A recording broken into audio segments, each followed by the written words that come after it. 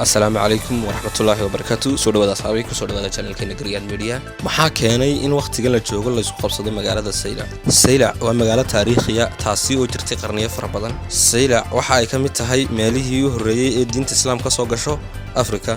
Haddaba waxa isweydiin mudan maxay tahay in waqtigan la joogo ay isku qabsadaan laba beelood oo wada deegaanadaasi magaalada Saylac. Lahaanshaheega dadka Soomaaliyeed waa dad ku nool geeska Afrika kaasi oo markasta ay kacsan yihiin xaaladihiisa siyaasadeed. Buuqa siyaasadeed ee Saylac ayaa waxa uu ka kacay 1 January 2024 caasimadda dalka Itoobiya ee Addis Ababa waxay heshiis ku wada galay madaxweynihii hore ee Somaliland Muuse Biixi Cabdi iyo ra'iisul wasaaraha Itoobiya Abiy Ahmed. Heshiiskaasi oo ahaa in Somaliland la siiyo aqoonsi iyo waliba maalgelin dhaqaale ay Itoobiya ugu bedeli doonto marinbiyood badeed kaasi oo Itoobiya iyadu leedahay. Haddii ay Itoobiya hesho marin badeed ay iyadu maamusho waxa uu dhaawac weyn u geysanayaa wadamada kale ah Soomaaliya, Djibouti iyo Eritrea kuwaasi oo kula yaala geeska Afrika Itoobiya. Doorka ay Eritrea ku yeelan karto haddii ay Itoobiya bad hesho ayaa waxa uu yahay wadamada Eritrea iyo Itoobiya ayaa waxa ka dhaxeeya cadaawad guun ah. Sidaas darteed haddii ay Itoobiya hesho marin badeed Eritrea waxa ay dhexda u galaysaa Itoobiya sababtoo ah kaliya waxa ay ka madax bannaan tahay dhinaca badda oo aanay lahayn xuduud. Waxaana ay Eritrea ka baqaysaa in ay dhexda u gasho Itoobiya si fududna lagu qabsado.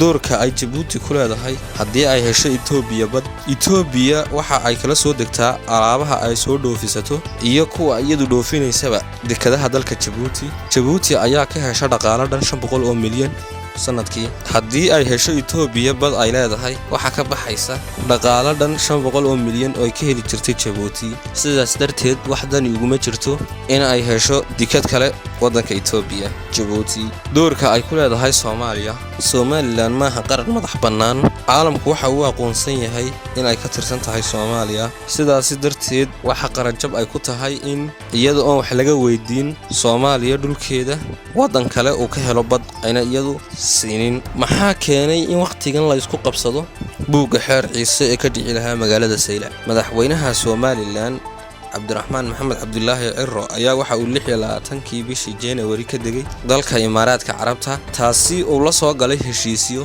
dhowr ah kuwaasi oo in la wadaagay bulshada Somaliland qaarna la qariyay xogtooda. Waxaana uu halkaasi ku soo galay in la dhiso dekedaha Saylac iyo Lughaya lana hoos geeyo dalka Itoobiya. Heshiiskaasi oo daba socday heshiiskii hore ee Itoobiya ku soo wada galeen Muuse Biixi iyo Abiy Ahmed. Si heshiiskaasi meel mar looga dhigo ayaa waxa uu mar kale madaxweyne Cirro u doolay 14 Oktoobar 2025 dalka Itoobiya halkaasi oo kula kulmay ra'iisul wasaaraha Itoobiya Abiy Ahmed. Waxaana halkaasi ay ku soo kala saxeexdeen heshiisyadaasi oo la qariyay xogtooda. Waxaana la sii adkeeyay heshiiskii Imaaraadka ay ku soo wada galeen ee ahaa in deked la siiyo dalka Itoobiya. Taasina waxdan iguma jirto wadamadii aan horey u soo sheegnay. Sidaas darteed waxa gobolka Awdal ka bilaabmay qalalaasa siyaasadeed kaasi oo la isaga hor keenay laba beelood oo wada deegaanadaasi. Xukuumadda Somaliland ayaa wax qorshe siyaasadeed aanan u dhigin qalalaasaha ka bilaabmay gobolada Awdal iyo Salel. Wixii warar ah ee ka soo kordha halkan ayaynu kula socon doonaa insha Allah. Assalaamu calaykum wa rahmatullaahi wa barakaatuh.